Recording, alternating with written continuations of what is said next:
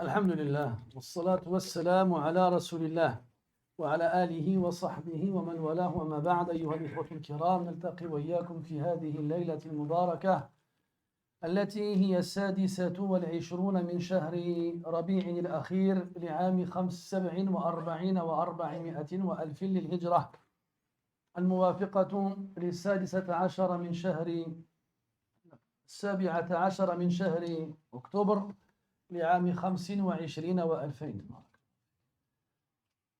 كعادتنا في ليالي السبت نفتح كتاب الإمام أبي زكريا يحيى بن شرف النووي رحمه الله، الذي جمع فيه جملة من الآيات القرآنية والأحاديث النبوية فيما يتعلق بأعمال القلوب وفضائل الأعمال والأخلاق الحسنة. ولم نزل بصدد قراءة الباب 27 الذي جاء في تعظيم حرمات المسلمين وبيان حقوقهم والشفقة بهم والرحمة بهم. وكنا قد شرعنا في حلقتنا الأخيرة في قراءة الحديث 17 من غير أن نصل إلى غايته، فسنعيد أو نستأنف قراءته من أوله، ثم نقوم بتلخيص ما تحدثنا عنه سابقا، ثم بإذن الله عز وجل نصل إلى غايته مع التعليق عليه، مع سؤال الله عز وجل أن يوفقنا لكل خير ولطاعته وعبادته، وأن يلهمنا الصواب، وأن يرزقنا الهدى والرشاد، وأن ينفع بنا البلاد والعباد، إنه كريم جواد. Mes très chers frères, nous nous retrouvons dans cette 26e nuit du mois de Rabi' al-Akhir de l'an 1447, c'est-à-dire le 17 octobre 2025. Comme chaque vendredi soir, notre rendez-vous est avec le livre de l'imam Abu Zakaria Yahya ibn Sharaf an-Nawawi rahimahullah ta'ala, livre intitulé Riyadus Salihin, le jardin des vertus. Livre qui contient une série de versets coraniques et de traditions prophétiques qui traite des actions du cœur ainsi que des actions vertueuses et enfin des actions en rapport avec les nobles comportements. Nous sommes toujours dans la lecture du 27e chapitre de ce livre qui traite de la sacralité des musulmans ainsi que d'une mise en évidence des droits qu'ils ont les uns sur les autres et la miséricorde et compassion qu'ils se doivent d'avoir les uns envers les autres.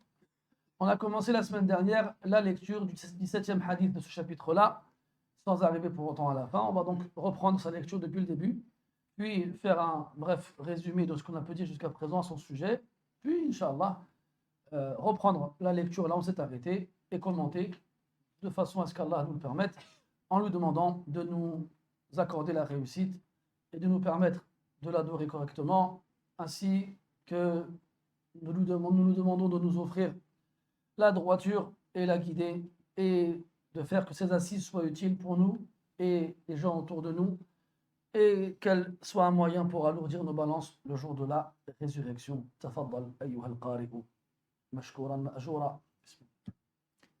Alhamdulillahi Rabbil Alamin, wassalatu wassalamu ala nabina Muhammad wa ala alihi wa sahbihi ajma'in. Allahumma ighfir lana wa li shaykhina wa li walidina wa lil muslimin ajma'in. قال المؤلف رحمه الله تعالى عن أبي هريرة رضي الله عنه أن رسول الله صلى الله عليه وسلم قال: حق المسلم على المسلم 5: رد السلام وعيادة المريض واتباع الجنائز وإجابة الدعوة وتشميت العاطس. متفق عليه. وفي رواية لمسلم: حق المسلم على المسلم 6. أحسن الله إليكم. حق المسلم على المسلم 6: إذا لقيته فسلم عليه، وإذا دعاك فأجبه، وإذا استنصحك فانصح له، وإذا عطس فحمد الله فشمته، وإذا مرض فعده، وإذا مات فاتبعه. بارك الله فيك. ذكرنا أن عد النبي صلى الله عليه وسلم لهذه الحقوق ليس على سبيل الحصر، وإنما هو على سبيل الذكر.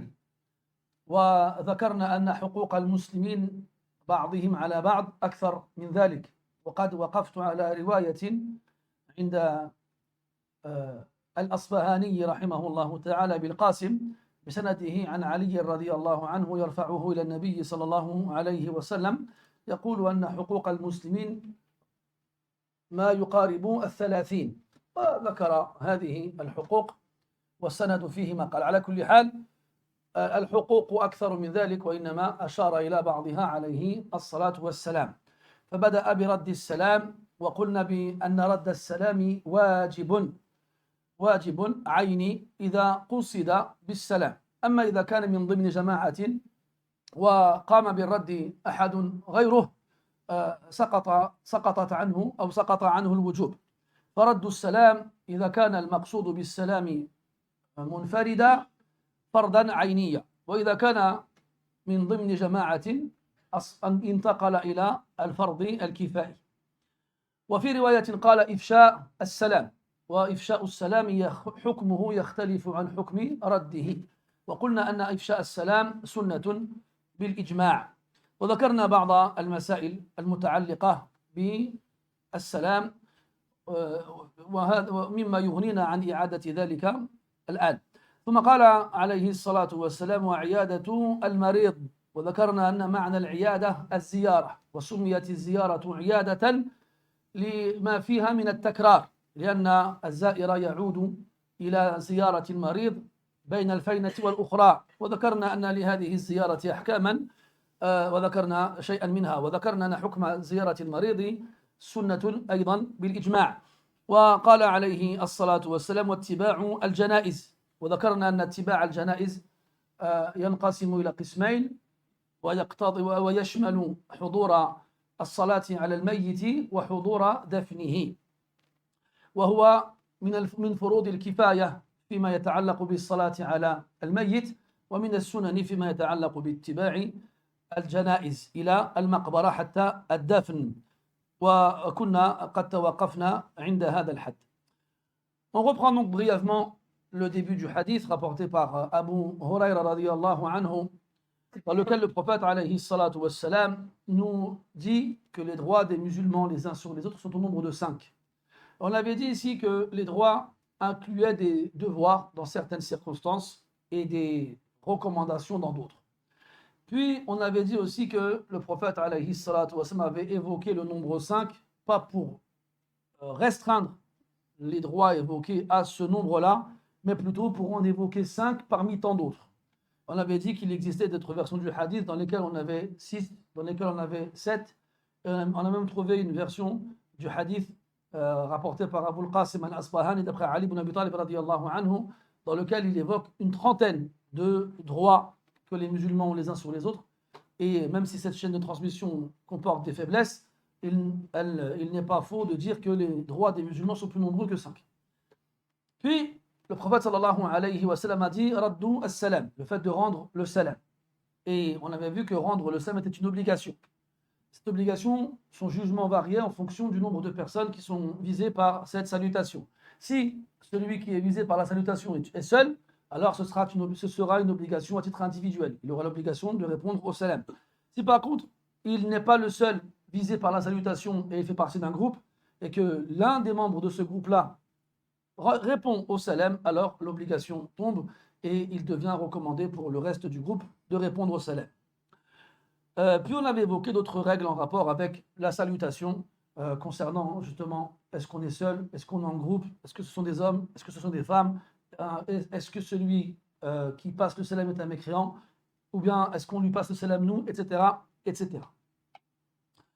Puis il dit iyadatul marid, le fait de visiter le malade. On avait vu que le nom utilisé ici venait du verbe aada ya'udu qui veut dire revenir. Et la visite du malade était appelée ainsi car on le visite et on ne se contente pas de le visiter qu'une seule fois, mais on va revenir le visiter. Et cela indique que lorsqu'on le visitera, on ne restera pas longtemps. Et on avait évoqué des règles en rapport avec, justement, et des comportements en rapport avec ce point-là. Qu'est-ce qu'on fait chez lui, qu'est-ce qu'on lui dit, qu'est-ce qu'on ne lui dit pas, etc., etc. On avait évoqué aussi que le fait de visiter le malade était une tradition et recommandation, il n'était pas une obligation. Puis il a dit, alayhi salatu wassalam, wattiba' al-janaiz, le fait de suivre les convois funéraires. On avait vu que suivre les convois funéraires se divisait en deux parties, suivre le défunt jusqu'à ce qu'on prie sur lui, et cela est une obligation, c'est communautaire, c'est-à-dire que lorsqu'on s'en charge en partie, l'obligation tombe pour le reste des musulmans, mais cela reste recommandé malgré tout pour chacun d'entre eux. Et qu'il y avait par la suite le fait de suivre le convoi funéraire jusqu'au cimetière, jusqu'à ce qu'il soit enterré. Et on s'était arrêté à ce point-là. On reprend donc, là on s'était arrêté, مع قوله عليه الصلاة والسلام إجابة الدعوة. والمقصود بالدعوة هنا طلب أو الاستضافة ولعل التضيف عفوا أدق من حيث التعبير. فإذا ضيفك أحد لأن الاستضافة طلب الضيافة، الأمران مختلفان. ومنه قوله تبارك وتعالى ثم في سورة الكهف ثم اتبع سببا لا فانطلق حتى إذا أتيا أهل قرية استطعم أهلها فأبوا أن يضيفوهما أي أن يتخذوهما ضيوفا. فالاستضافة طلب الضيافة، والتضيف اتخاذ المرء ضيفا. والمقصود هنا أن تجيب على من دعاك ويدعوك في الغالب إلى طعام، وهذا الطعام قد يكون سببه مناسبة من المناسبات وقد يستغني عن أي مناسبة. ولذلك اختلف العلماء في حكم إجابة الدعوة، فجمهور العلماء على أن الإجابة مستحبة وليست بواجبة، اللهم إلا في حالة واحدة وهي وليمة العرس، فذهب الحنابلة وغيرهم إلى وجوب إجابة الدعوة إذا كان سبب عرسا. وهذا طبعا إذا كان الداعي مسلما، وإذا كان أيضا معروفا بالصلاح، وإذا كانت مجالسه خالية من أي شيء تعاب وتلام وتذم. فإذا عرف من هذه المجالس أن أصحابها يتعاطون لمنكرات أو يرون منكرات ولم ينكروها فلا يجوز حضور هذه المجالس، وعندئذ أصبح رفض هذه الدعوة واجبا خلافا لما ذكرناه قبل قليل. وأما إجابة الكافر فهي مباحة شريطة ألا يوجد في هذه الدعوة شيء ينكر. Puis il nous dit alayhi salatu wa salam, on passe au quatrième devoir que les musulmans ont les uns sur les autres, le fait de répondre à l'invitation. Si on traduisait ici littéralement, on dirait répondre à l'appel. Ad-da'wa, c'est un appel. Et ici, on fait référence à l'invitation. Si quelqu'un nous invite, eh bien, on devra lui répondre. Et en arabe, on a deux termes. On a tadayyuf, qui veut dire inviter, et al-istidafa, qui veut dire demander. Et nous, aujourd'hui, on appelle ad-daif l'invité. À la base, ce n'est pas ça qui est visé. Quand on dit en arabe ad-daif, on parle de quelqu'un qui s'est rajouté. L'asl, al-jid'u al-lughawi, c'est-à-dire la base verbale du mot, daif, vient de dafa. Dafa, adafa, qui veut dire ajouter. C'est quand on va ajouter quelqu'un pour se joindre à nous, pour manger ou autre. Et donc, généralement, ce daif, il s'invite tout seul. C'est pour ça que le terme le plus approprié, c'est l'hospitalité et pas l'invitation. Car avant, les gens, ils venaient frapper à ta porte et ils demandaient l'hospitalité. Et le fait de la donner, cette hospitalité, fait partie des devoirs du musulman. Maintenant, ça c'est quand lui il vient et te demande l'hospitalité. Mais toi, tu peux l'offrir sans qu'on te la demande. Tu peux demander à quelqu'un de venir chez toi pour une raison ou sans qu'il n'y ait de raison. Quand on dit ad-da'wa, donc, c'est le fait de répondre à l'invitation. Et donc, à la base, la majorité des savants sont d'accord pour dire que le fait de répondre à cette invitation n'est pas obligatoire et est recommandé. Mais c'est mieux. de répondre à l'invitation de ton frère. Sauf dans un cas où certains savants voient qu'il est obligatoire d'y répondre, lorsque la cause de l'invitation est un mariage. Et parmi les raisons qui font que le jugement du fait de répondre à l'invitation du mariage soit différent de la réponse à une invitation classique, c'est parce que بعض أهل العلم يرى أن إقامة الوليمة مما يشارك في إعلان الزواج، وإعلان الزواج واجب عند العلماء، وكذلك يدخلون هذا في الإشهاد والإعلان، وإقامة الشهود أيضا من واجبات الزواج، فهذا من باب القاعدة ما لا يتم الواجب إلا به فهو واجب. Pourquoi est-ce que les savants ont fait une différence entre le fait de répondre à l'invitation du mariage, comme quoi c'est une obligation, et le fait de répondre à une invitation autre que pour le mariage, une circoncision, un retour de voyage, une naissance, etc., n'est pas obligatoire. Car ils ont considéré le repas de noces comme faisant partie des moyens de mettre en évidence le mariage, al-i'lan, pour ne pas que le mariage il soit secret, il soit discret, et rendre le mariage, célébrer le mariage, le rendre célèbre, de façon à ce que tout le monde sache qu'un tel s'est marié avec une telle, fait partie des obligations du mariage. Et parmi les obligations du mariage aussi, le témoignage, qu'il y ait au minimum 2 témoins. Et plus il y en a, mieux c'est.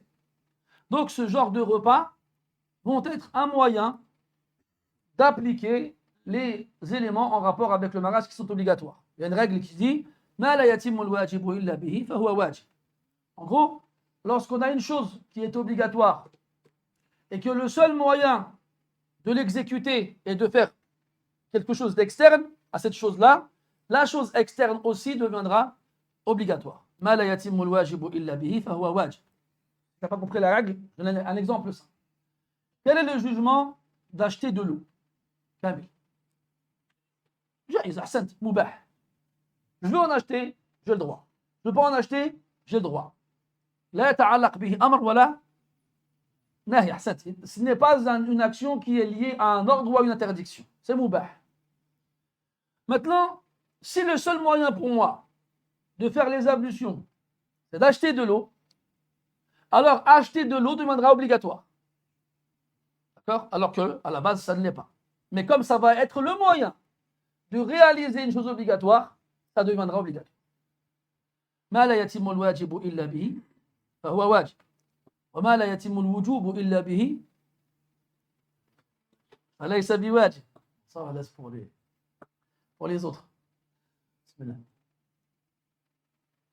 Et donc, c'est pour ces raisons-là que la réponse à l'invitation du mariage est obligatoire.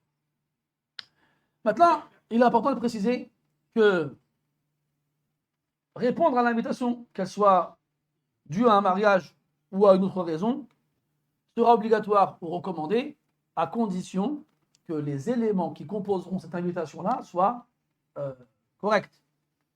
Ce qui signifie que si on t'invite à une occasion quelle qu'elle soit, un mariage ou autre, et que dans celle-ci on y trouvera des choses illicites, non seulement il n'est plus obligatoire ni recommandé de mettre, j'ai ta main dans la bouche, de répondre à l'invitation, mais il deviendra obligatoire de ne pas y répondre.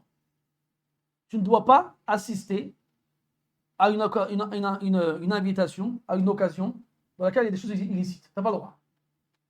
Il y a de la musique, tu n'y vas pas. Il y a des femmes découvertes, tu n'y vas pas. Il y a de la mixité, dans ces circonstances-là, tu n'y vas pas. Ta mère, elle te dit, Wallah, ou la magétige, je vous le dis, je me moque. Allez, mère, ta mère, elle te dit, si jamais tu ne viens pas au mariage de ton frère, je ne suis plus ta mère, tu n'es plus mon fils. Et là, tu dis, oh, c'est chaud. Alors qu'Allah, il a dit, wabil walidayni ihsana. Mais il a aussi dit, wa in jahadaka ala an tushrika bima laysa laka bihi ilmun fala tuti'huma.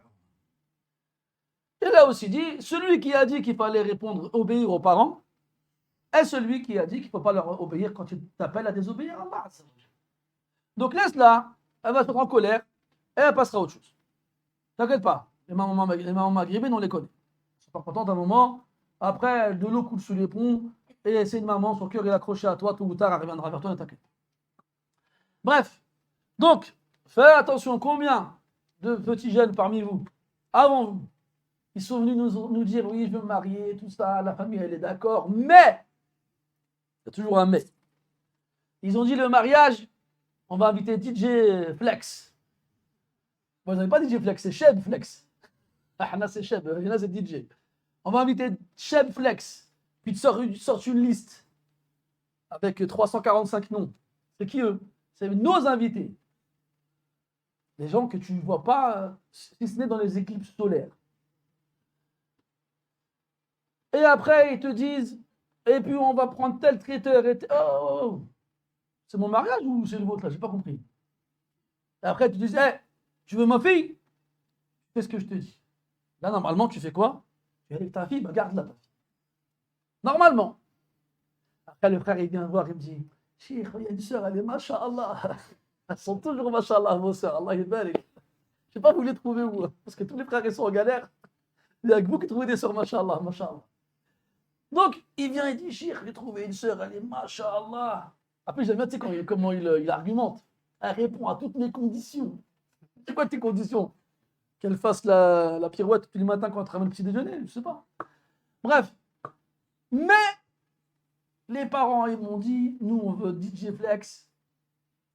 Et on veut ci, on veut ça. Je prends la part. Ouais, mais non, il n'y a pas de bonheur.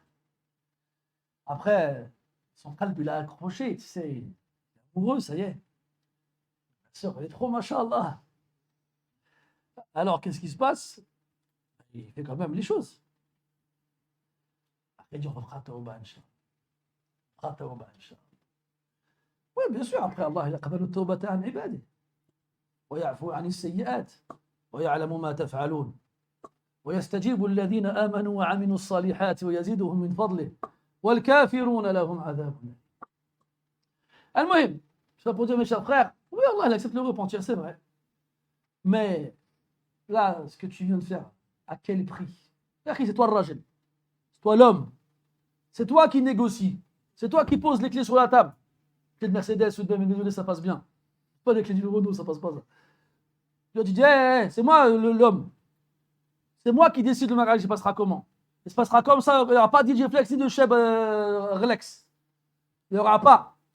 Il y aura un peu de riz, un peu de poulet, Allah Jal Baraka. Ah non, eh ben, salam alaikum. Et tu pars. Et souviens-toi la parole du prophète sallallahu alayhi wa sallam. Man taraka shay'an lillah, awadahu Allahu khayran mimma tarak. Celui qui délaisse une chose pour Allah, Allah il lui remplace par mieux que ce qu'il a délaissé. Mais je sais que beaucoup d'entre vous n'êtes pas encore prêts. Le chemin est long et rude. Et la bataille est intense. Et pour faire face à l'ennemi, sur le champ de bataille, il faut être bien armé. C'est pour ça qu'on vous dit, mes frères, attendez avant de vouloir frapper aux portes des gens et demander leur fille en mariage. Bref. Il existe un cas où malgré le fait que je sache qu'il y a des choses répréhensibles sur place, je peux quand même y aller. C'est lequel? Badis. C'est pas Philippe. Comment? C'est intéressant ce que tu veux dire. Parce qu'il y a beaucoup de gens qui utilisent ce mot-là sans savoir ce que ça veut dire. Comment tu pourrais nous l'expliquer, mon cher Philippe?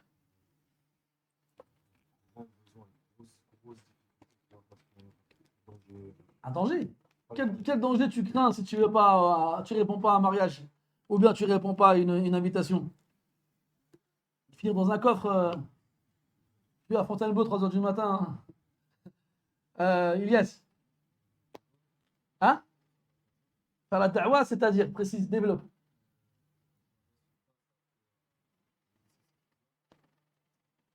Sainte, exactement, c'est ça. J'y vais, si c'est pour leur ordonner le bien, leur interdire le mal.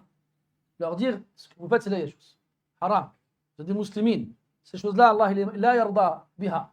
Voilà, yuriduha. Allah, il ne les aime pas. et il ne les veut pas, vous n'avez pas le droit de faire ça. Comment vous pouvez taper dans vos mains en disant Salam, Slam, Allah, Rasoul? C'est quoi ces bêtises-là? Et t'as l'autre chanteur là, il vient avec sa banane remplie de gel, et il a chanté Allah, Allah. C'est quoi cette mascara? C'est quoi? Qu'est-ce que c'est que cette mascarade? Où tu vois des chanteurs maghrébins chanter dans leurs chansons Allah, Allah, Allah, et il y a des femmes en train de danser au milieu d'hommes, elles sont même pas. C'est quoi ça?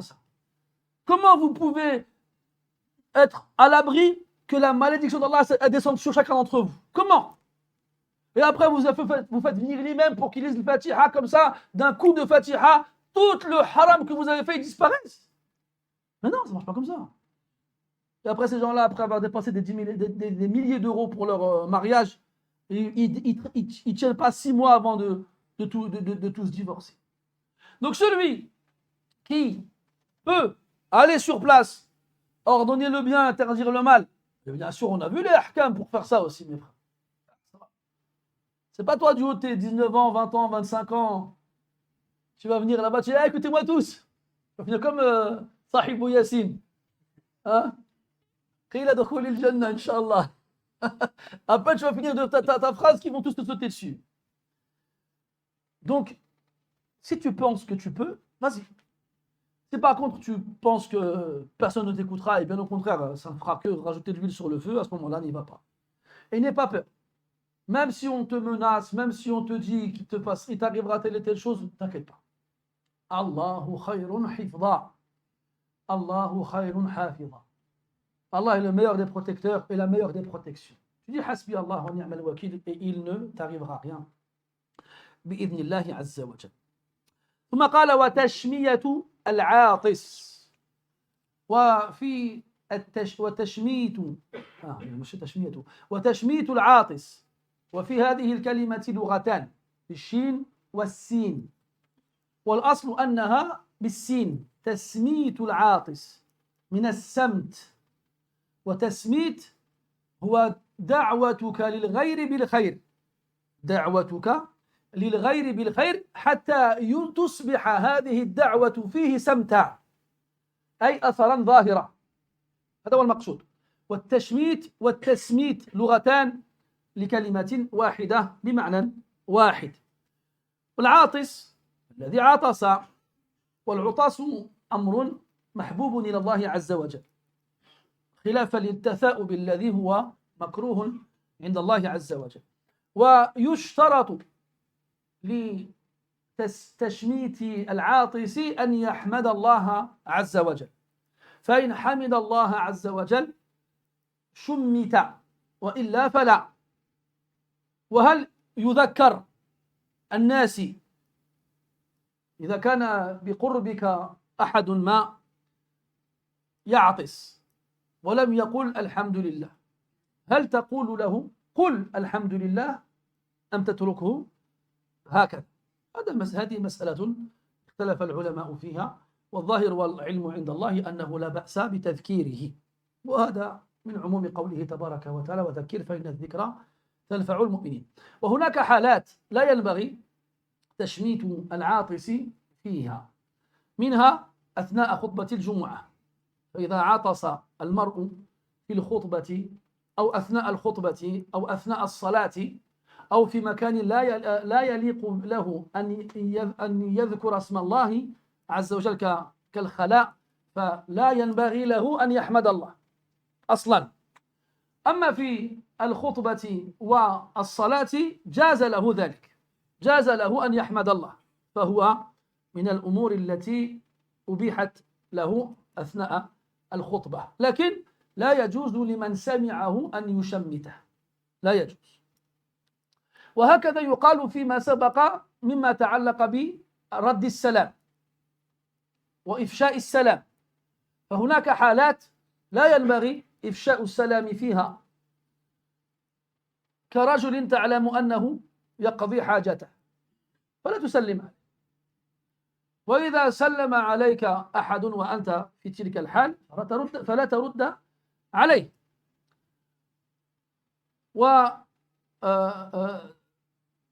كذلك مما يذكر من أحكام متعلقة بتشميت العاطس أنه إذا زاد على ثلاثة عطسات فحينئذ يسقط التشميت. واختلفوا أيضا في حكم التشميت، والجمهور على استحبابه، وذهب بعضهم إلى وجوبه، والقول الأول أقرب إلى الصواب والعلم عند الله عز وجل. فإذا عطس المرء 3 مرات فأكثر فعندئذ لا تشمته.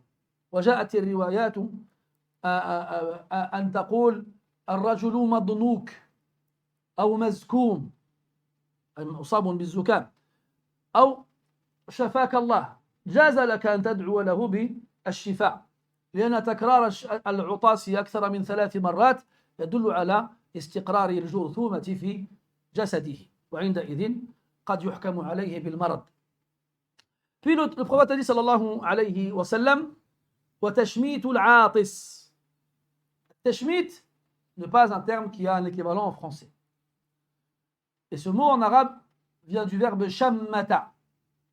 Et shammata est un dérivé du verbe de base qui est sammata.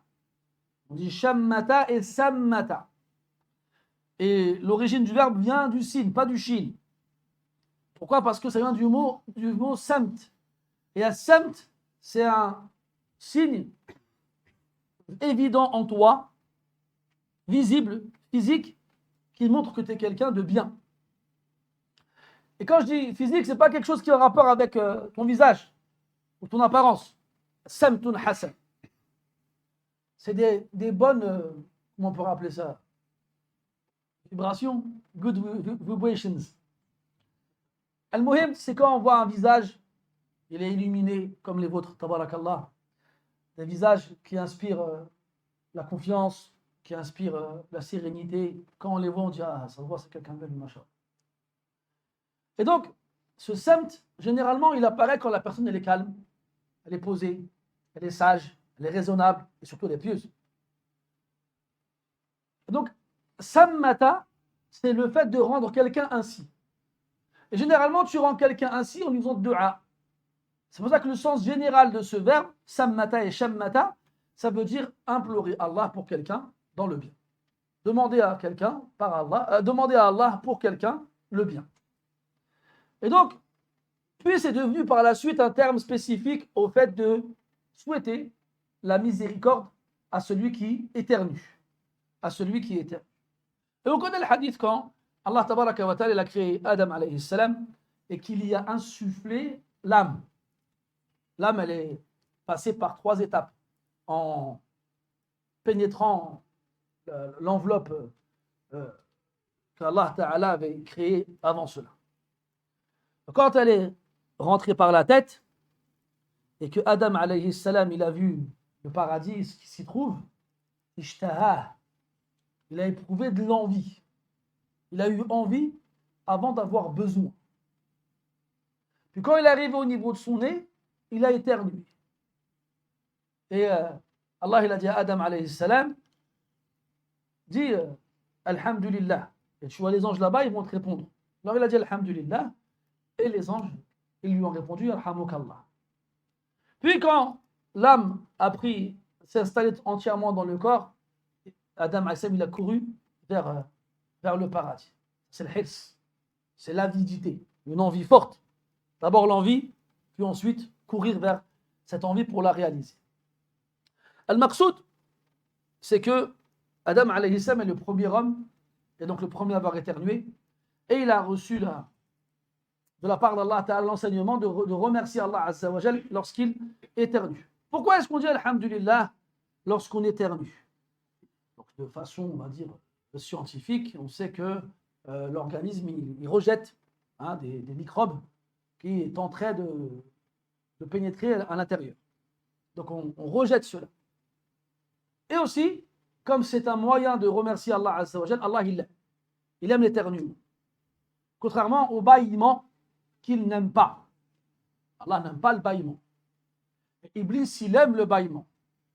Donc on a l'éternuement et on a le bâillement. Quand on éternue, on dit Alhamdulillah. Et lorsqu'on bâille, on dit A'udhu billahi minash shaytanir rajim. Et ça, c'est indiqué par deux textes. Un verset du Coran. وَإِمَّا يَنزَغَنَّكَ مِنَ الشَّيْطَانِ نَزْغٌ فَاسْتَعِذْ بِاللَّهِ إِنَّهُ هُوَ السَّمِيعُ الْعَلِيمُ. Lorsque tu es tiraillé par les ruses du diable, alors recherche refuge auprès d'Allah, car il est certes l'audient et l'omniscient. Et il a aussi été rapporté par Ibn Abi Shayba d'après Abdullah ibn Mas'ud radiyallahu anhu qu'il était donc recommandé de dire A'udhu billahi minash shaytanir rajim après avoir baillé. Et lorsque l'on baille, le diable en profite pour rentrer. C'est pour ça qu'il faut retenir le bâillement. Celui qui peut le retenir sans y mettre sa main, c'est mieux. Celui qui ne peut pas, comment dirais-je, contracter ses muscles et a besoin de mettre sa main, qu'il mette sa main. Ala kulli hal, il ne baille pas en ouvrant la bouche. Là, il met sa main devant la bouche. Et aussi, l'éternuement, tu as remarqué quand on éternue, c'est comme si on relançait le système d'exploitation. C'est comme si on faisait une mise à jour. Ça te donne un coup de fouet, ça te réveille. Surtout quand il est profond. Ouais, les atchoums sont plus forts que d'autres. Contrairement au bâillement qui, lui, indique la fatigue, ou l'ennui, ou la lassitude, ou le manque de sommeil, ou les gens qui sont affalés dans le foin à la mosquée pendant le dars, et qui vont pas tarder à bailler, puis à s'endormir, et après ils vont m'énerver. C'est pour toutes ces raisons-là qu'il est donc légiféré de dire Alhamdulillah après avoir éternué. Et donc celui qui remercie Allah Ta'ala pour cela, alors on lui demande la miséricorde d'Allah. Yarhamukallah. Et c'était Abu Daoud, Sijistani, Sulayman ibn al-Ash'ath, rahimahullah, sahib al-Sunan. Il était avec des élèves à lui, il marchait le long d'un fleuve, et il entend un homme de l'autre côté du fleuve éternuer. Il dit Alhamdulillah. Alors, Abu Daoud, il regarde un moyen de traverser le fleuve, il voit un homme qui a une barque. Il va le voir et lui dit Comment tu prends pour me faire traverser le fleuve? Il lui dit 1 dirham. Il dit Tiens. Il le ramène de l'autre côté, il va voir l'homme et lui dit Yarhamukallah. Et l'homme lui répond Yarhamunillah wa iyyakum wa yahdikumullah wa yuslihu balakum. Qu'Allah fasse miséricorde dans ces cas vous et qu'il vous guide et qu'il améliore votre situation. Puis Abu Daoud alayhi rahmatullah, il retourne rejoindre ses élèves et ses élèves lui sont étonnés. Il dit Pourquoi tu as fait tout ça? Tu as payé juste pour lui dire Yarhamukallah. Il lui dit Je ne sais pas où est la miséricorde d'Allah Azza wa Jalla. Donc où je peux la trouver, je la prends. La journée est finie. Et puis il s'arrête quelque part pour dormir. Et là, Abu Daoud alayhi rahmatullah, il fait un rêve dans lequel il entend Inna Aba Daoud ishtara al-jannata bidirham. Abu Daoud, il a acheté le paradis pour 1 dirham. Pour 1 dirham. On avait déjà parlé de ces choses-là, mes frères. Vous savez l'importance des du'a des musulmans. Il ne faut pas les négliger. C'est comme cet homme-là, un grand imam du Maghreb. Il était au marché avec ses élèves et il jeûnait ce jour-là. Vous savez, dans nos pays, alhamdulillah, il y a des gens dans les marchés qui ont avec eux des sortes de skaya, de fontaines, si on peut les appeler ainsi, et avec lesquelles ils donnent à boire aux gens. Et ils leur donnent en échange de du'a. Et quand les gens ne veulent pas, c'est lui qui fait du'a pour. Fa'akl ma ta'i, yarhamukallah. Tiens mon eau et qu'Allah te fasse miséricorde. Et là, le cheikh, il voit l'homme qui lui propose à boire en lui disant Bois mon eau, qu'Allah te fasse miséricorde. Et là, il hésite, il jeûne. Mais il entend quelqu'un de lui dire qu'Allah te fasse miséricorde. Alors il prend le verre et il boit. Et il leur dit Vous voyez, c'est tout, je n'en ai pas besoin. Et aujourd'hui, je jeûnais. Mais je me suis dit Imagine, c'est avec ça qu'Allah me fera miséricorde. Il ne laissait passer aucune occasion. Absolument, absolument aucune. Et nous, malheureusement, non. C'est comme un autre savant qui faisait un dars. Il avait soif. Et il n'a pas voulu dire aux gens Donnez-moi à boire. Alors il a dit Man saqa mu'minan fa'alayhi rahmatullah. Celui qui abreuve un croyant, que la miséricorde d'Allah soit sur lui. Et ils ont dit Amin. Ils n'ont pas compris ce qu'il voulait dire. Alors il a répété des fois Rahimallahu man saqa mu'minan. Qu'Allah il fasse miséricorde à quelqu'un qui abreuve un croyant. Jamil. Et ils ont laissé les lèvres gercées et la gorge sèche. Après, il leur a dit donnez-moi à boire. Ala kulli hal, quand ton frère il te fait dua, il y a plein de gens aussi qui te demandent de faire des duas extraordinaires. Ouais, demande-moi à Allah un cheval avec une crinière bleue et des sabots qui font du feu quand il frotte le sol et demande-lui ici pour moi. Demande-lui juste la rahma. Après, tu peux demander à Allah Ta'ala. Il n'y a rien qui est trop pour Allah Azza wa Jalla. Mais dans tous les cas, ce qu'on retient, mes frères, c'est qu'il ne faut pas négliger les duas des musulmans. Inna min ibadillah laman law aqsama ala Allah ila abar. Il ne faut jamais oublier ça. Il y a parmi nous des frères, certains, s'ils jurent par Allah qu'il va se passer telle chose, Allah lui donne raison. Et la chose, elle se passe. Minhum Anas ibn al-Nadr, radiyallahu anhu.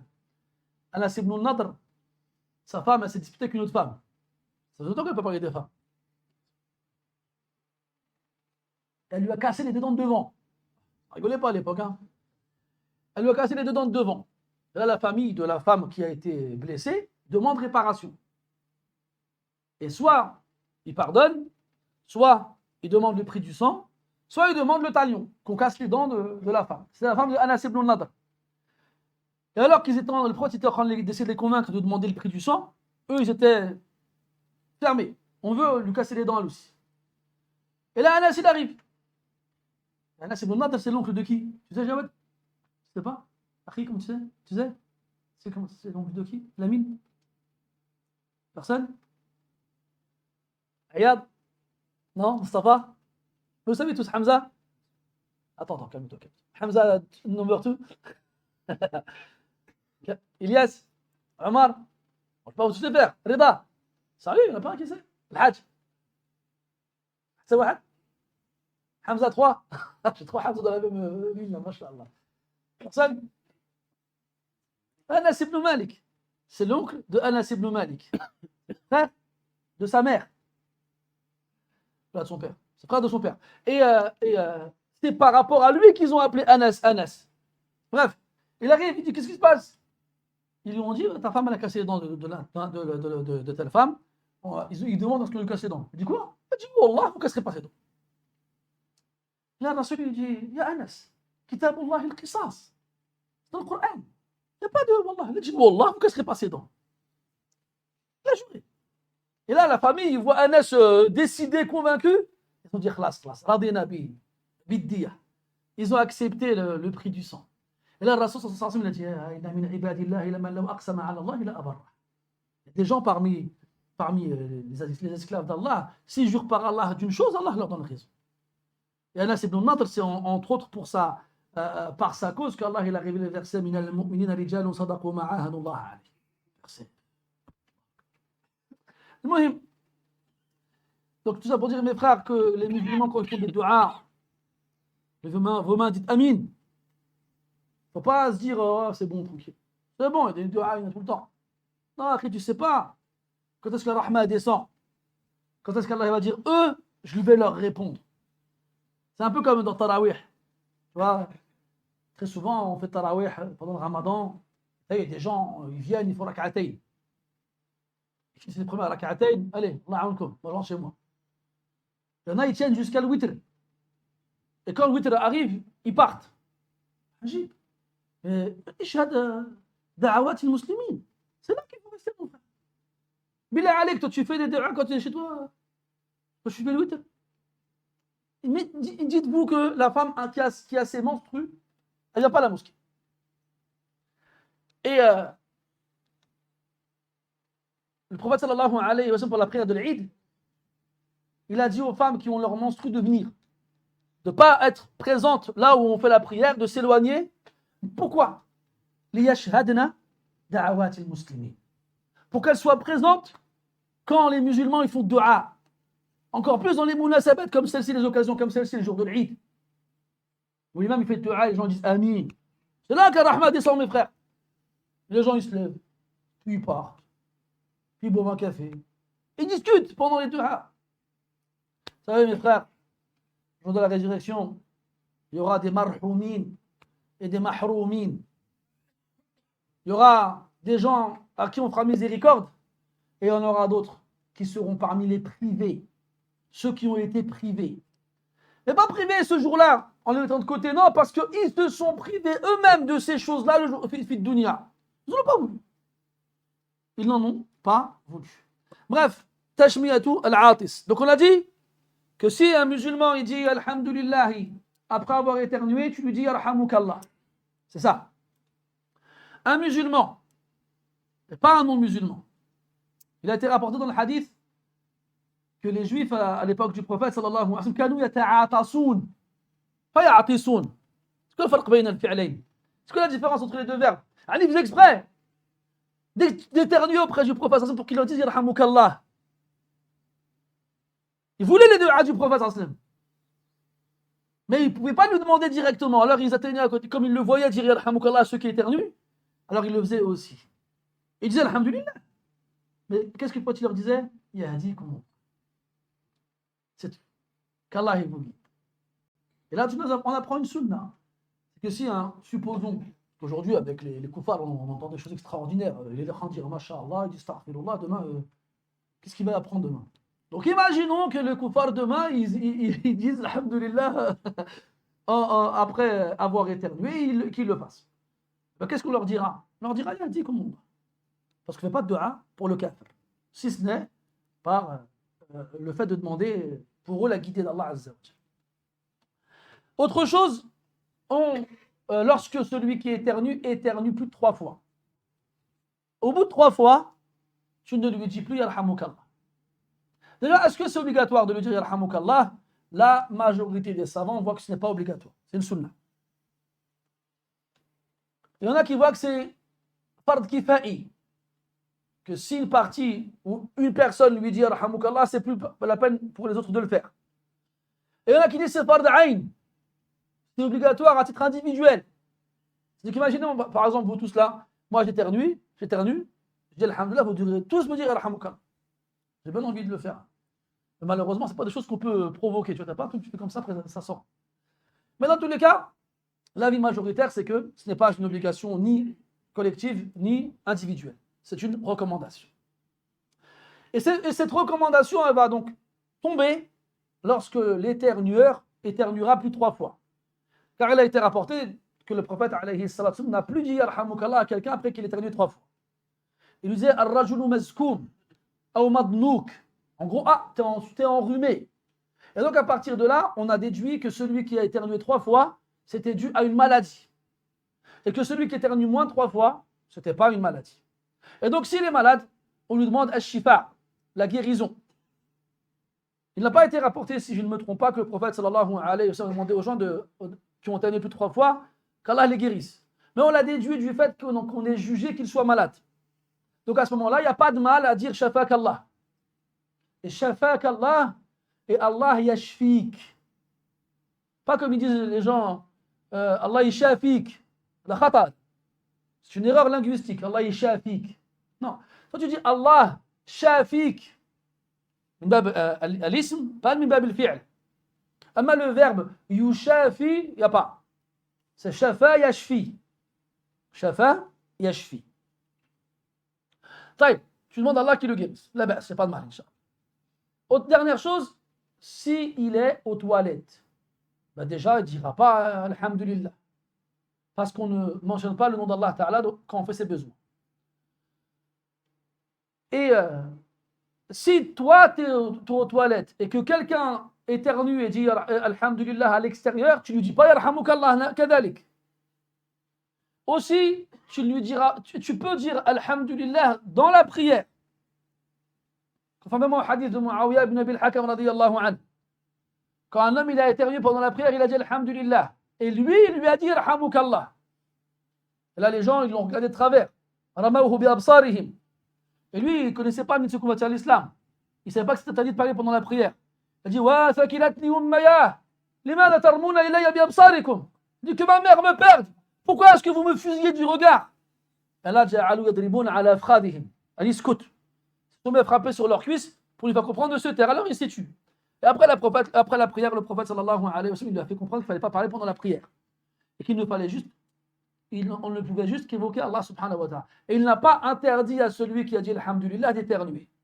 On en déduit donc qu'il est toléré de dire alhamdulillah, de dire alhamdulillah pendant la prière. Qu'il est toléré de faire cela. Et si on a le droit de le faire pendant la prière, on a le droit de le faire pendant la khutbah du vendredi. Là-bas, quelqu'un l'éternue et il dit alhamdulillah pendant la khutbah. Ça ne rentre pas dans les choses qui sont interdites à dire pendant la khutbah. Par contre, toi, si tu entends quelqu'un dire alhamdulillah pendant qu'il fait la prière après avoir éternué, ou bien pendant la khutbah, tu ne lui dis pas yarhamukallah. Tu ne dis pas yarhamukallah, tout comme si quelqu'un il rentre pendant la khutbah et dit assalamu alaikum, tu ne dis pas alaykum salam. Tu ne dis pas. Et déjà, Hassan, il n'a pas le droit de dire assalamu alaikum lui aussi. C'est soit. Et là, ça rentre dans les cas justement où on ne passe pas le salam et où on n'y répond pas. Et de là, certains savants, ils ont fait une analogie avec les assises, comme celle-là. Quand à la mosquée, qu'il y a une assise, ça ressemble à une khutbah. Alors on lui appliquera les mêmes règles. Donc si on ne passe pas le salam quand il y a la khutbah du vendredi, on ne passe pas le salam quand il y a un dars à la mosquée. Et si quelqu'un le fait, on ne lui répond pas. Ça, c'est très mauvaise habitude que les gens ils ont et qu'ils ont du mal à enlever. Il y a toujours un gentil frère. J'avais un autre mot en tête, mais je ne vais pas le dire. Il est là, il voit je ne sais pas combien de personnes en train d'écouter le dars. Et là, il fait assalamu alaikum. Et quand tu ne réponds pas, il n'est pas content. Moi, une fois, il y a quelqu'un ici. Bon, pas ici, enfin ici, cette mosquée-ci. On faisait dars. Et il a fait assalamu alaikum. Je n'ai pas répondu. Je continue le dars. Et ça, je le fais partout. Les frères qui connaissent, ils savent que ce soit ici ou ailleurs, je fais pareil. Il m'a attendu après la prière. Bon, il est gentil. Il ne m'a pas attendu pour en découdre. Il m'a dit, Akhi, ça m'a fait mal quand je ne m'ai pas répondu le salam. Je sais pas, ça m'a fait mal quand tu as passé le salam. Comment on fait? Il m'a dit, oui, mais j'aurais préféré que tu me l'expliques avec douceur. J'ai expliqué 1000 fois. À chaque fois, je vais répéter. Là, tu es sûr que tu ne l'oublieras pas, Inch'Allah. Bon, le frère était gentil, il n'y a rien à dire. Il avait un bon comportement, qu'Allah le préserve et le récompense. Mais ce que je veux dire, c'est que voilà, c'est tellement devenu des choses communes et classiques. On a beaucoup de choses qui se sont ancrées et qui doivent être changées parce que c'est mauvais. C'est des erreurs. C'est comme cette impatience que les gens ils ont par rapport à l'iqama. Il y a un imam, tu l'attends. C'est comme ça, mes frères. C'est la sunna, c'est les ahkam. Tout comme tu as compris qu'il y avait des ahkam pour faire l'adhan, qu'il y avait des ahkam en rentrant à la mosquée, pour faire les ablutions, pour faire la prière, il y a aussi des ahkam pour l'iqama, c'est la même chose. Je ne sais pas, j'ai lu pas mal de livres de fiqh, je n'ai vu aucun qui dit quand l'horloge de la mosquée elle sonne, c'est l'iqama. Non, personne ne dit ça. L'iqama, il est à l'imam. Ils disent que c'est seulement si tu as peur que l'imam il vienne après la fin de l'heure de la prière. Que là tu dis bon, c'est bon. Attends. Dans le Bukhari Muslim, Bilal radiyallahu anhu fait l'adhan de l'Isha. Et les gens ils attendent dans la mosquée quand ils viennent. Il a mis du temps à venir. حتى رقد الناس. Ils sont mis à dormir. Là, Omar, il voit les gens s'endormir. Qu'est-ce qu'il fait? Il va chez le prophète, il frappe à la porte. Et là, le prophète, il sort. وَرَأْسُهُ يَقْطُرُ مَاءً. Il avait les cheveux mouillés, il venait se laver. Il dit, Ya Rasulallah, inna an-nasa qad raqadu. Yantadhirunaka lis-salah. Les gens se sont endormis. Ils attendent pour la prière. Puis il est sorti en disant, Wallahi innahu la waqtuha lawla an ashuqqa ala ummati. Il dit, Wallah, c'est ça l'heure de l'Isha. Si ce n'était pas une difficulté pour ma communauté. Un autre hadith, il est rapporté par Abu Daoud, un Nabi il a fait l'iqama. Enfin, Bilal, il fait l'iqama. Et avant de commencer la prière, il y a un homme qui dit au prophète, Ya Rasulallah, innahu li ilayka la haja. J'ai besoin de toi. L'iqama. Je dis d'accord. Puis se mettre dans le coin là-bas et puis parle. Les gens attendent. Ya wayha ummihi man fa'ala mithla dhalika al-yawm. Malheur à sa mère. C'est lui qui fait la même chose aujourd'hui. Il y a des ahkam. Il y a des ahkam. Je sais que nous, les Marocains, les Africains du Nord, les Africains du subsaharien, on est malikites pour la plupart. Yani. Et que chez l'imam Malik, rahimahullah, le waqt de Maghreb, il est dayiq. pour ça que vous verrez dans ces trucs-là, 5 minutes entre l'adhan et l'iqama de le Maghrib. Mais un peu de cohérence, mes frères, barakallahu fikum. On n'arrive plus à vous suivre.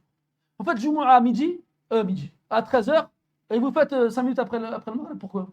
Sur quelle base? Sur quelle base vous choisissez quand vous êtes malikite et quand vous ne l'êtes plus? Sur quelle base? Qu'on comprenne, qu'on arrive à vous suivre. L'imam Malik t'aurait dit, fais ton Jumu'ah, il est batil. Tu aurais fait quoi?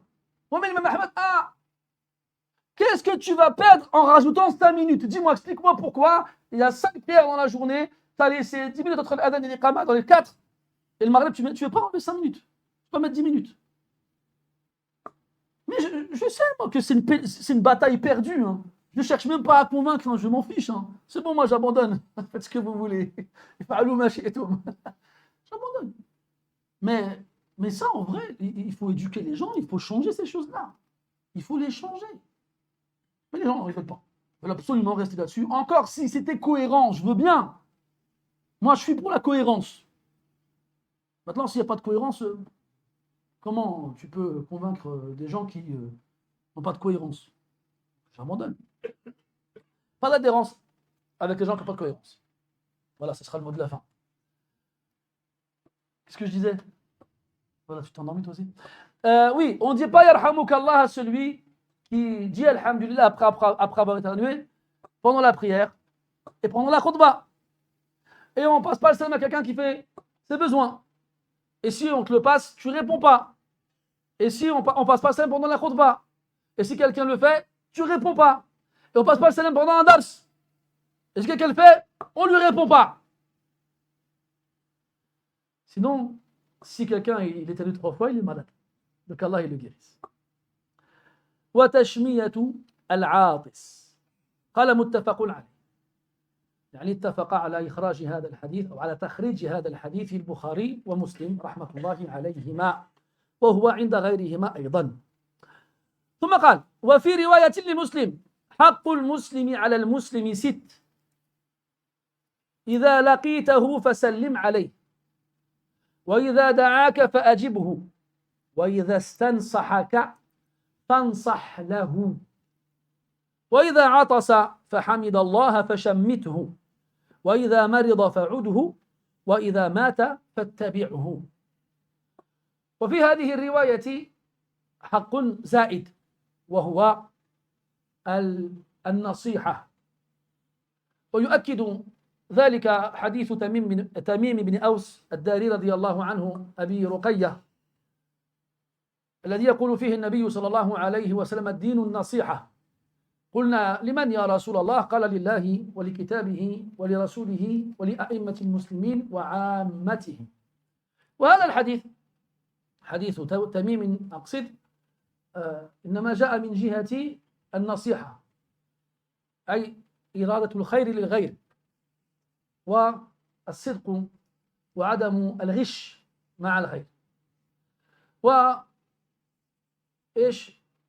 وهذا الحديث فيه أمر آخر يتعلق بالنصيحة وهو طلبها إذا استنصحك أي طلب منك النصيحة والنصيحة يضادها الغش فإذا مثلا جاءك أخوك يريد أن تنصح له في أمر الزواج وما أكثر ما يستنصح الناس بعضهم بعضا في أمر الزواج وما أكثر ما يغش الناس بعضهم بعضا في أمر الزواج فيأتيك يقول أنا راغب في خطبة فلانة فهل ترى في ذلك خيرا وهو يعلم أنها ابنة إبليس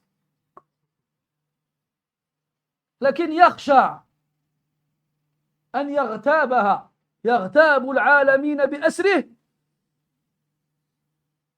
فيما لا يشك في تحريمه ذو عقل وهنا يقول لا يجوز هذه من الغيبة المحرمة ويقول يا أخي هي طيبة ما شاء الله فإذا تزوجها وأسقطت القناع من وجهها وأظهرت أنيابها وأخرجت قرنيها وكشفت عن ساقيها المهم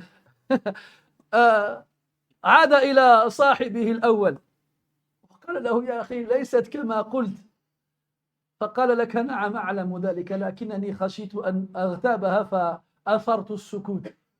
لا أنت الآن من الغشاشين لا يجوز لك هذا وهذا بل يجب عليك أن تخبره بما عيبها في مثل هذه الحال. وهذا لا يقتصر ولا ينحصر في أمر الزواج بل في جميع الأمور المتعلقة بمنفعة ومصلحة المسلمين من أمور التعليم وأمور التجارة وأمور الزواج وما أشبه ذلك. وإذا استنصحك فانصح له وهذا واجب عليك. إذا كانت لديك معرفة تنفعه فابذلها إليه وإياك وأن تغشه. Puis on a l'imam Muslim rahimahullah ta'ala qui a une version du hadith dans laquelle il rajoute un sixième droit. Un sixième droit qui est de lorsqu'il te demande un nasiha, alors donne-lui. Et on avait vu ensemble que un nasiha traduisait par conseil et qu'on lui préférait vouloir le bien pour autrui. Le fait de vouloir le bien pour autrui, faire preuve de franchise, être franc avec l'autre dans le fait de vouloir le bien pour lui. Et appuie cela le hadith de Tamim ibn Aws ad-Dari radiyallahu anhu, dans lequel le prophète sallallahu alayhi wa sallam nous dit ad-din an-nasiha. La religion c'est an-nasiha. Ils lui répondirent envers qui ya Rasulallah? Il répondit envers Allah et son livre et son messager et les chefs des musulmans et leur ensemble. Donc tu te dois d'être franc dans ta relation avec chacun d'entre eux, avec Allah Azza wa Jal, son livre, son messager, les dirigeants des musulmans et leur ensemble. Mais le hadith de Tamim radiyallahu anhu, il va dans la direction de celui qui donne la nasiha sans qu'on lui demande. Tu vois un truc qui ne va pas, tu fais nasiha.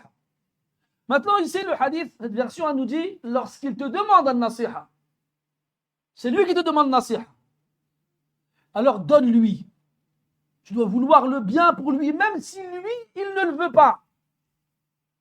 Ou bien il ne le sait pas. Ou bien il le refuse. Lasta alayhi bi musaytir. Tu n'as pas l'obligation de le contraindre. Et tu n'en as pas le pouvoir. Donne-lui. Mathalan, quelqu'un il vient te voir, il veut se marier. Très souvent, nous, on pense à la nasiha des frères que quand il s'agit de mariage. Et il sait que tu connais la famille de la fille dont il est épris. Et bientôt il tombera dans le mépris. Ça c'est pour moi. Et donc il va voir le frère, son sahab, son sauce, son nakama. Ah tu vois voilà. Connais ce nakama? Moi aussi je connais. Hein. Il va le voir, il dit frérot, t'as vu Foulana? J'ai envie de la demander en mariage. Qu'est-ce que tu me conseilles? Et lui, il sait que c'est la cousine du diable. Mais à ce moment-là, tous les doros auxquels il a assisté, dans lesquels on lui a dit que la médisance était interdite, il lui reviennent à la surface. C'est chaud. Je ne peux pas parler sur elle, ça ne se fait pas. Meskina, il a de la pitié pour elle. Alors qu'il sait à quel point elle est dangereuse. Alors là, toute la journée, tous les jours, il fait la médisance sur tout ce qui existe et tout ce qui bouge, sans avoir la moindre hésitation. Là, par contre, il a des scrupules. Franchement, il est bien, machallah. Alors le frère, il fait confiance. C'est son sahab, son sauce, son pote, son friend. Et il se marie. Et il se marie. Et puis après, à ce moment-là, elle enlève son masque, elle sort ses cornes, elle aiguise ses griffes, elle montre ses crocs. Et le frère, il tombe face à la réalité. Moi, je vous raconte une histoire que je connais, un frère, je connais à qui c'est arrivé. c'est un frère de Lille. Il s'est marié avec une sœur de Lyon. Et Lyon, c'est pas que la ville qui s'appelle Lyon. Hein.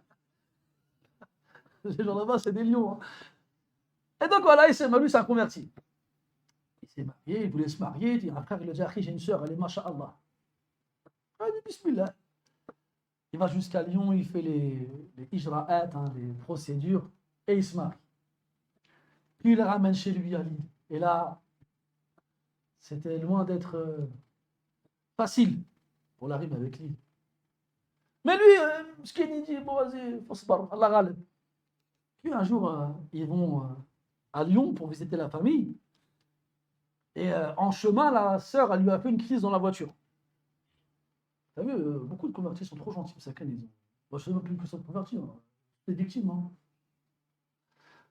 Et donc, ils arrivent là-bas. Lui, il rentre dans la maison. Son frère, le frère de son beau-frère, il l'accueille. Il le fait s'asseoir comme ça.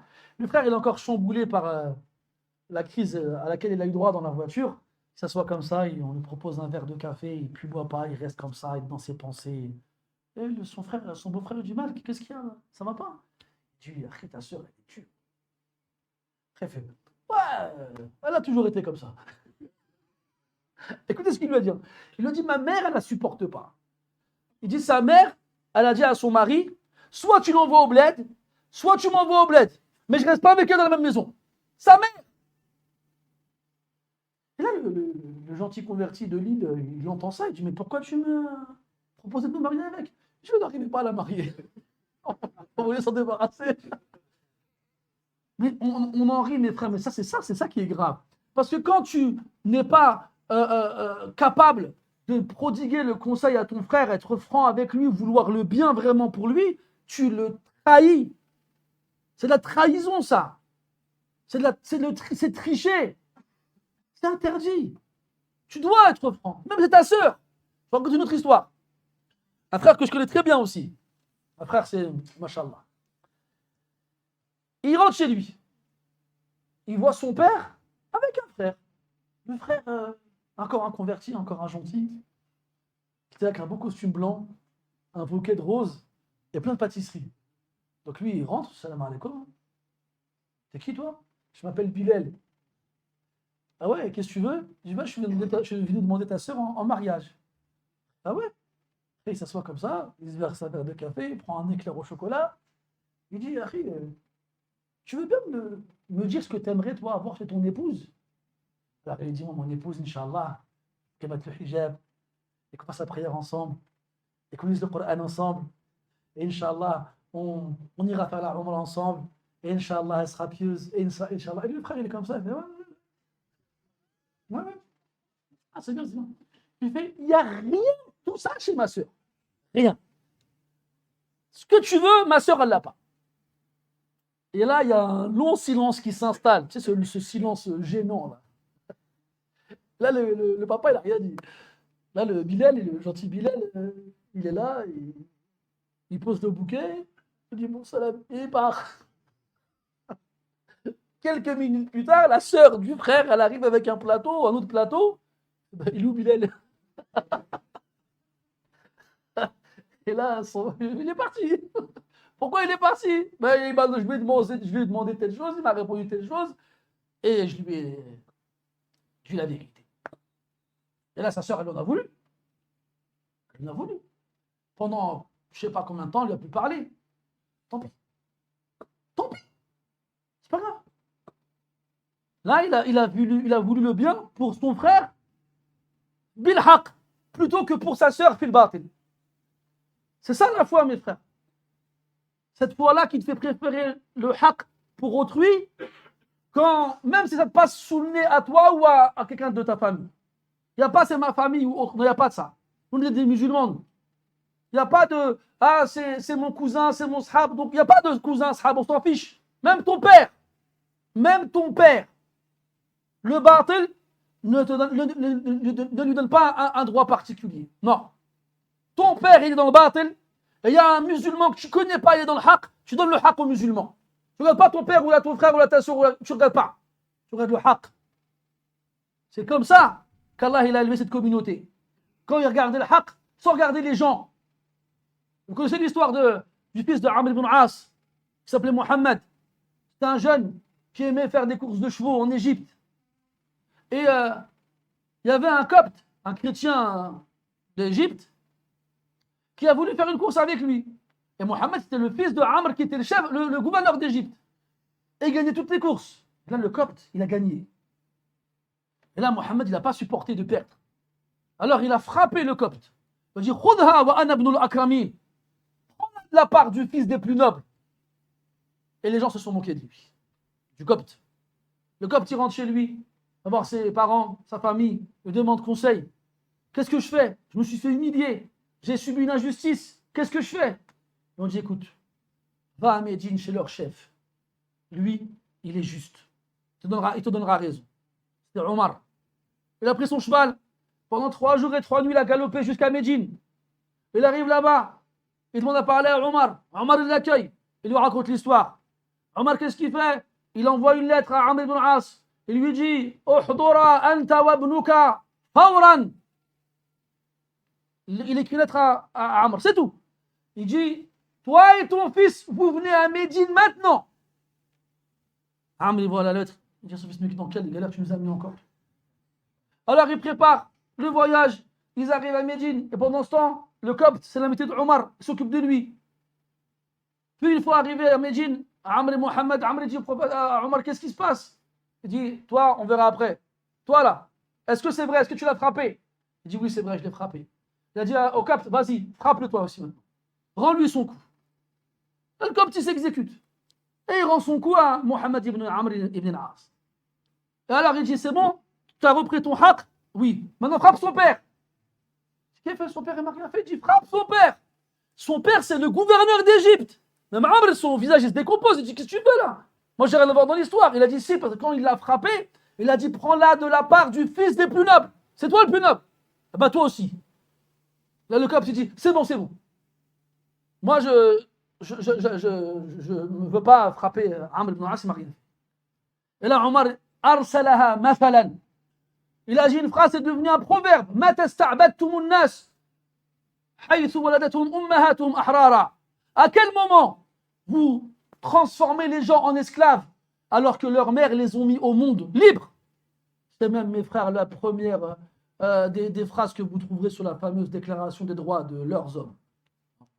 Pas n'importe quels hommes. D'accord? Bref, tout ça pour dire, mes chers frères, qu'on ne regarde pas les gens, on s'en fiche des gens. On regarde le haqq. C'est tout. On regarde le haqq. Et là, c'est une obligation, mes frères. Une obligation. Et ça, c'est pas seulement dans le mariage, dans tout. Le commerce, les études. Il y a des gens qui viennent te voir et te posent des questions par rapport aux études qu'ils devraient faire. Est-ce que tu me vois plus faire des maths ou de la médecine ou autre? Si tu as une expérience et que tu peux l'aider, aide-le. Écoute, moi, j'ai fait telle chose, il m'est arrivé telle bonne chose, donc je te conseille de la faire, ou bien il m'est arrivé telle mauvaise chose, donc je te déconseille de la faire, il a akhiri. Pareil pour ceux qui veulent voyager maintenant. Quelqu'un veut partir à l'étranger, demande avant de partir aux gens qui sont déjà partis, qui connaissent. Et si jamais sur place il est confronté à un problème et qu'il peut contacter les gens à l'extérieur, il les contacte. Mohim, la tasta'jil. Ne te précipite pas. Tout ça pour dire, mes frères, que c'est une obligation qui incombe à chacun d'entre nous. An-nasiha, vouloir le bien pour autrui. Se comporter avec son frère avec franchise. Même si toi, tu vois ça comme étant mal. Quand moi j'apostrophe l'un d'entre vous parce qu'il baille sans mettre sa main, ou parce qu'il s'endort, on rigole, ou parce qu'il s'endort, moi, mon but, c'est pas d'humilier ou de vous mettre mal à l'aise. Mon but, premièrement, c'est de perpétuer la tradition de ces assises. Pas de respecter ma personne. Ma personne à moi, elle vaut rien. Mais ce qui s'y dit, et ce qui s'y dit a une valeur telle qu'elle vous permet de vous asseoir par terre un certain temps, sans bouger pour la plupart, parce que vous êtes conscient de cette valeur-là. Donc, comme vous êtes conscient de cette valeur-là, soyez dignes d'assister à ces assises. Et imposez-vous une certaine conduite. Et si on vous reprend, même si le nefs, s'il n'aime pas, c'est pour mon bien. Donc, c'est pour perpétuer cette tradition, la tradition des assises, dans lesquelles on apprend la parole d'Allah et de son messager, et sa religion. Et c'est aussi pour éduquer les musulmans, qu'ils apprennent les bienséances, qu'ils apprennent le bon comportement. Et aussi pour être conscient de l'importance des mosquées dans lesquelles ces assises ont lieu. Parce que c'est un comportement à avoir à la mosquée aussi. Même s'il n'y a pas d'assises. À la mosquée, tu ne t'assois pas n'importe comment. Tu ne bailles pas n'importe comment. Tu ne dors pas n'importe où. C'est la maison d'Allah subhanahu wa ta'ala. Elle doit être honorée et respectée. Et celui qui lui donne de la valeur, il a fait que prouver la piété dans son cœur. Comme Allah a dit dans le Coran subhanahu wa ta'ala. Et ça rentre dans le verset où Allah ta'ala dit وَتَعَاوَنُوا عَلَى الْبِرِّ وَالتَّقْوَى. Et entraidez-vous dans le bien et la piété. Et si demain Allah il me le permet de faire comme certains chouyours qui nous ont fait, hein, on a assisté nous aussi à des assises comme ça avec des chouyours qui nous ont éduqués. Et quand il y en a un qui s'endormait ou bien qui parlait ou bien qui prenait son téléphone, le cheikh déjà il disait pose ton téléphone là, fais-toi là, ramène ton téléphone, pose-le ici. Après l'autre il pose le téléphone comme ça, il a la haine, pose le téléphone. Et quand il va retourner pour s'asseoir, il fait hey, Senna, Wogaf, reste debout. Voilà. Et tu arrivais, il y avait un frère là-bas, un frère, ils étaient debout. Pourquoi ils sont debout eux? Unis, ils sont punis. Là, je vais bientôt l'introduire, Inch'Allah. Je vais attendre la fin des vacances, comme ça les gens seront bien reposés. Al-Muhim. Mais c'est vrai, ça nous a éduqués. Moi, j'étais le traducteur du shir, j'étais à ses côtés de lui. Pendant le dars, j'écrivais, je prenais des notes pour traduire par la suite. À un moment, à Rafait, j'ai perdu le fil. Et quand il s'est tué pour que je prenne la parole, je lui ai dit, tu peux répéter, shir? Et il n'aime pas que je dise, tu peux répéter. Il a dit, t'as pas écouté? Je lui ai dit, non, vas-y, lève-toi. Vas-y, lève-toi. Il dit, Wogaf. Et imaginez-vous comme ça, là, le cheikh est à ma droite, moi je suis debout comme ça, et puis voilà. Je vais rester comme ça 5 minutes. Et ce cheikh-là, wallah, c'est min ahabbi al-nas ilay. C'est un homme que j'aime beaucoup, et il a une façon d'éduquer qui est masha'Allah. Qu'Allah il le préserve et le récompense. Cheikh Haytham Sarhan, pour ceux qui le connaissent. من علماء من شيوخ المدينة. على كل حال نسأل الله تبارك وتعالى التوفيق والسداد ونكتفي بهذا القدر إن شاء الله. نسأل الله تبارك وتعالى أن يجعلنا ممن يحقق حقوق المسلمين علينا. نسأله سبحانه وتعالى أن يجعلنا مفاتيح الخير مغاليق الشر. نسأله عز وجل أن يجعل المحبة والألفة بيننا وأن يقينا من مكائد الشيطان ومن نزغاته إنه ولي ذلك والقادر عليه. سبحانك اللهم وبحمدك نشهد أن لا إله إلا أنت نستغفرك ونتوب إليك. صلى الله على نبينا محمد وعلى آله وصحبه وسلم والحمد لله رب العالمين وبارك الله فيكم.